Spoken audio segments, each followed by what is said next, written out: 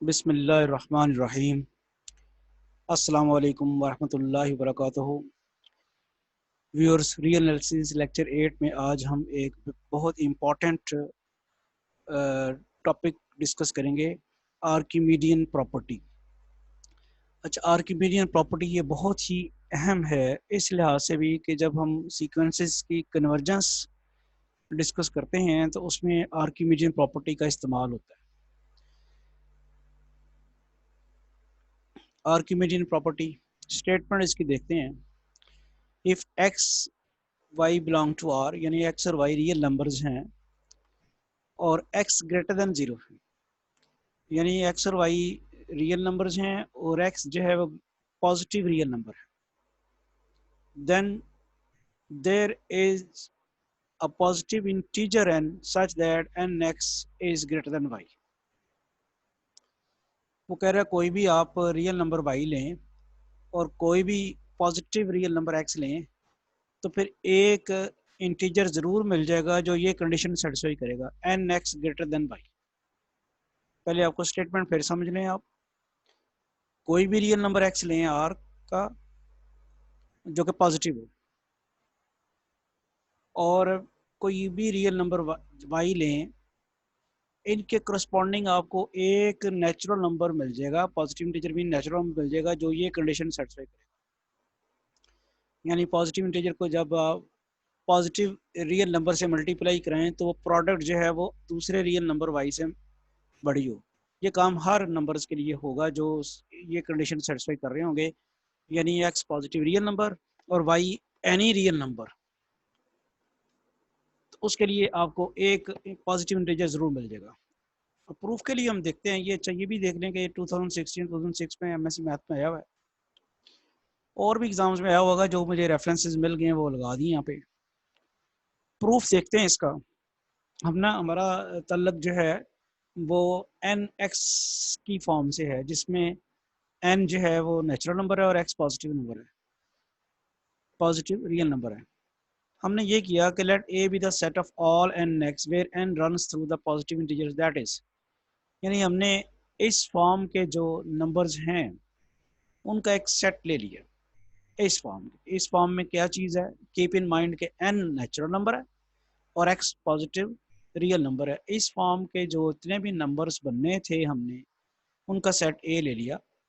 ये आ गया A consist of n x such that n belongs to N, यानी एन नेचुरल नंबर है, पॉजिटिव इंटीजर है, और एक्स आर को बिलोंग करता है और एक्स ग्रेटर देन जीरो है, यानी सारे वो रियल नंबर जो ग्रेटर देन जीरो थे वो, और नेचुरल नंबर उनकी प्रोडक्ट लेके आपने एक सेट बना लिया ए, वो कट ले लिया। अब आपने साबित ये करना है कि वो जो वाई आपने सपोज किया हुआ था n x greater than y है, ये साबित करना आपने, यानी ये जो एन एक्स है वो आपको ग्रेटर देन वाई है, ये आपने साबित करना था। आपने सपोज उल्ट कर लिया है कि जी एन एक्स जो है वो लेसर और इक्वल टू वाई, इसकी निगेशन तो यही होगी ना। ये ज़रा गौर कीजिएगा, ये लिखा हुआ है n x greater than y, इसकी निगेशन क्या होगी, लेसर और इक्वल, या लेसर या इक्वल। आपने ये सपोज कर लिया कि एन एक्स जो है वो लेसर और इक्वल टू वाई है। अच्छा, अब फिर क्या हुआ, फिर ये हो गया कि Y is an upper bound of A होगी, यानी कैपिटल ए के जितने भी मेंबर्स हैं वो या तो वाई से छोटे हैं या वाई के बराबर हैं। तो एक्चुअली करना हमने ये था कि कैपिटल कैपिटल जो ए है उसका एक मेंबर जो है वो, कम से कम एक मेंबर जो है वो क्या है, वाई से बड़ा आता है। ये करना था साबित। आपने उल्ट सपोज कर लिया कि कैपिटल ए के सारे मेंबर जो हैं वो लेसर और इक्वल टू वाई हैं। इसका मतलब फिर वाई जो है वो इसकी क्या होगी, यानी सेट का कोई भी एलिमेंट वाई से बड़ा नहीं है तो वाई फिर अपर बाउंड होगी ये की, और अगर अपर बाउंड है तो इसकी फिर लीस्ट अपर बाउंड भी होगी। Then Y is an upper bound of A, so it must have least upper bound.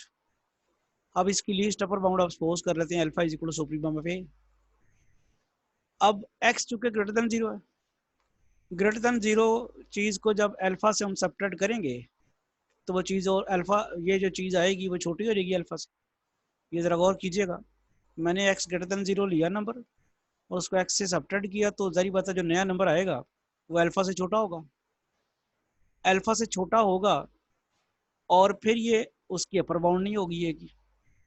क्यों नहीं होगी? क्योंकि आपकी जो सेट ए की लीस्ट अपर बाउंड अल्फा है, उससे कोई भी छोटी चीज लेंगे जैसा कि यहाँ पे हमने ले ली है, वो उसकी अपर बाउंड नहीं होगी। ये ली ना, ये अल्फा माइनस एक्स अल्फा से छोटा है, तो ये लीस्ट अपर बाउंड से छोटी तो अपर बाउंड नहीं ना होगी, तो फिर ये इसकी अपर बाउंड ए की अपर बाउंड नहीं है। अगर ये ए की अपर बाउंड नहीं है तो फिर इससे क्या रिजल्ट निकलता है, यानी ये अल्फा माइनस एक्स जो है वो ए की अपर बाउंड नहीं है। इससे क्या पता चलता है कि कोई एक नंबर है, एक ए का मेंबर है जो इससे बड़ा है।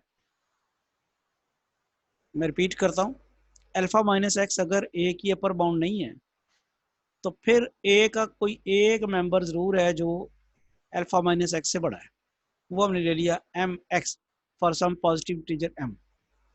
इस सूरत में हमारे पास अगर इसे सिंपलीफाई करें, एक्स राइट साइड पे ले जाएं जैसे कि यहाँ पे ले गए हैं, ये वाला एक्स इधर ले जाएं तो वो एम प्लस वन एक्स हो जाएगा।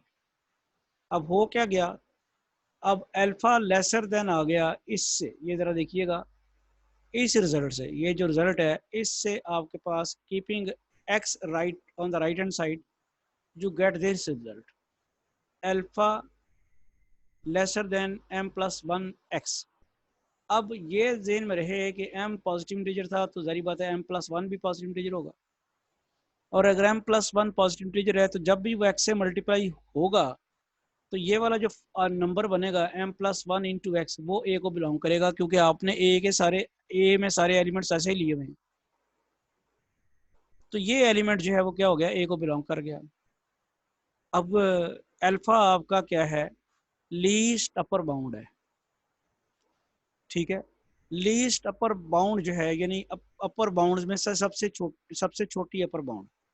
अब अगर उससे कोई बड़ा एलिमेंट आ जाए और वो सेट के अंदर मौजूद हो तो फिर तो ये लीस्ट अपर बाउंड नहीं रहेगी। यहाँ तो एक और ही काम हो गया ना कि आपको m प्लस वन एक्स जो है वो लीस्ट अपर बाउंड से बड़ा एलिमेंट मिल गया और एक्स ए को बिलोंग भी कर गया। ए को बिलोंग करने की वजह मैंने आपको बता दी है, चूंकि m plus one integer positive integer है, एक्स से मल्टीप्लाई होगा तो ऐसे सारे एलिमेंट जो हमने एक के मेंबर लिए हुए हैं ये ए में आ गया और लीस्ट अपर बाउंड से वो बड़ा है, तो ये तो काम खराब हो गया, लीस्ट अपर बाउंड की डेफिनेशन ही के खिलाफ हो गया, which is impossible since alpha is an upper bound of A. Hence वो जो हमने ये सपोज किया था एन एक्स लेसर और इक्वल टू वाई, वो क्या हुआ, वो एन एक्स लेसर और इक्वल टू वाई नहीं है बल्कि प्रूव हो गया कि एन एक्स जो है वो ग्रेटर देन वाई। अच्छा, इसको मजीद समझाने के लिए मैं इसको सारे को रिपीट फिर करता हूँ, लेकिन इसको समझाने के लिए मैंने ना एक्स एक नंबर लिया 8/3 ग्रेटर देन जीरो ही है ना नंबर, पॉजिटिव नंबर, और मैंने एक वाई नंबर लिया है 19। ये वैसे अपनी मर्जी से लिए, आर्किमिडीयन प्रॉपर्टी यहाँ से स्टार्ट होती है ना, स्टेटमेंट ये होती है कि आप एक्स कोई पॉजिटिव नंबर लें रियल नंबर, और वाई कोई भी नंबर ले लें, आप वाई कोई भी नंबर ले लें तो फिर कहता है एक नेचुरल नंबर आपको मिलेगा जो वो कंडीशन सेटिस्फाई करेगा। एक से ज्यादा भी मिल सकते हैं लेकिन कम से कम एक तो मिलेगा। तो मैंने एक्स जब पॉजिटिव नंबर 8/3 लिया और वाई मैंने 19 लिया, तो मैं देखता हूँ कि मैं एन अगर ये 9 ले लूँ तो फिर मैं देखता हूँ कि एन एक्स क्या बनता है। एन एक्स बनेगा 9 इंटू 8/3, 9 इंटू 8/3 लें तो वो बनता है 24, और 24 आपको पता क्या है 19 से बड़ा है, तो साबित हो गया ना n x greater than y आ गया ना। यानी जब मैंने एक्स लिया है पॉजिटिव रियल नंबर 8/3 और वाई मैंने कोई नंबर लिया, वाई के ऊपर कोई रिस्ट्रिक्शन नहीं थी, मैंने 19 लिया, तो मुझे एन 9 मिल गया 9। आपको एन जो है और भी मिल सकता है, कोई एन आपका जो है वो और बेशुमार मिल सकते हैं लेकिन कम से कम एक तो मिलेगा। जब मैं एन एक्स की फॉर्म बनाता हूँ तो मेरे पास आता है 24 जो कि 19 से बड़ा है, तो ये रिलेशन मेरी ट्रू हो जाती है n x greater than y. अच्छा चले जी, ये साबित हो गया। मैं अब देखें, एक्स को तो मैं पॉजिटिव ही रखूंगा, एक्स को तो नेगेटिव ले नहीं सकते क्योंकि आर्किमिडियन प्रॉपर्टी का जो स्टार्ट है उसमें एक्स पॉजिटिव रियल नंबर है। अच्छा आगे चलते हैं, मैं एक और देखता हूँ कि वाई तो मैंने रखा था ना पॉजिटिव, वाई को तो मैं कुछ भी रख सकता हूँ, वाई में अगर नेगेटिव रखूँ, एक्स मैंने 8/3 लिया और वाई लिया -19, अच्छा, अब बड़ी मजे की बात यह है कि जब कभी y नेगेटिव होगा तो फिर तो ये nx ग्रेटर देन y लाजमी होगा। क्यों भला? x आपका पहले ही पॉजिटिव है, n पॉजिटिव इंटीजर है, दो पॉजिटिव की मल्टीप्लिकेशन जब करेंगे तो वो पॉजिटिव नंबर आएगा। तो जैसे ही आप y नेगेटिव कोई नंबर लेंगे तो ये तो ट्रिवियली ट्रू होगा, इसको तो प्रूव ही नहीं करना पड़ेगा, क्योंकि लेफ्ट हैंड साइड ये जो है एन एक्स पॉजिटिव होगा और पॉजिटिव नंबर हमेशा नेगेटिव से बड़ा होता है। तो whenever you take y negative, n x greater than y always true. तो ये तो n x greater than y, there is no need to prove it. तो इस तरह ये आ जाएगा for all n, n x greater than y for all n. ठीक है, ये जब आपका वाई नेगेटिव होगा तो फिर तो एन जो मर्जी पुट करें, आपका एक्स पहले ही पॉजिटिव है, वो पहले ही वाई से बड़ा है, एन आप मल्टीप्लाई करा दें जो मर्जी, तो वो फॉर ऑल, यानी वाई अगर नेगेटिव हुआ तो n x greater than y जो है वो फॉर ऑल एन के लिए होगा। हमें तो एक इंटीजर चाहिए ना, वो एक नहीं सबके लिए ही होगा फिर ये ट्रू।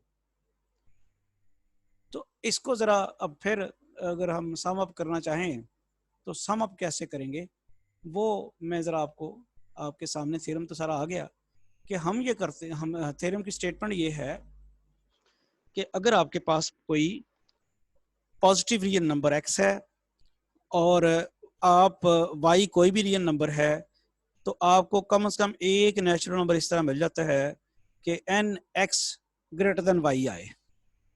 उसके लिए हमने ये किया, प्रूफ जो किया, हमने एन एक्स की फॉर्म के जितने भी एलिमेंट्स हो सकते थे उनका सेट ए ले लिया, और उसकी जो बात थी उसको गलत सपोज कर लिया। एन एक्स की फॉर्म के जितने भी मेंबर्स बन सकते थे, एलिमेंट्स बन सकते थे, उनका सेट ए ले लिया, और ये इस बात को एन एक्स जो कहा था ना ग्रेटर देन वाई साबित करना, उसको हमने उसकी कॉन्ट्राडिक्शन ले ली कि एन एक्स लेसर और इक्वल टू वाई है। जब ये लेसर और इक्वल टू वाई हुआ तो वाई जो है फिर सेट ए की अपर बाउंड होगी, वाई ए की अपर बाउंड है तो लीस्ट अपर बाउंड भी आ गई उसकी। अब चूंकि एक्स ग्रेटर देन 0 है तो अल्फा माइनस एक्स जब किया तो एक चीज ऐसी आई है जो अल्फा से छोटी है, ठीक है, और वो फिर ए की अपर बाउंड नहीं होगी, ए की अपर बाउंड वो नहीं है, तो ए का कम से कम एक मेंबर ऐसा मिलेगा, एक एलिमेंट ऐसा मिलेगा जो उससे बड़ा होगा अल्फा माइनस एक्स से। जब ये बड़ा आता है तो उससे फिर एक ऐसी चीज आती है m+1x जो अल्फा से बड़ा है और ए को बिलोंग करता है। ए को बिलोंग करने की वजह मैंने आपको बता दी थी।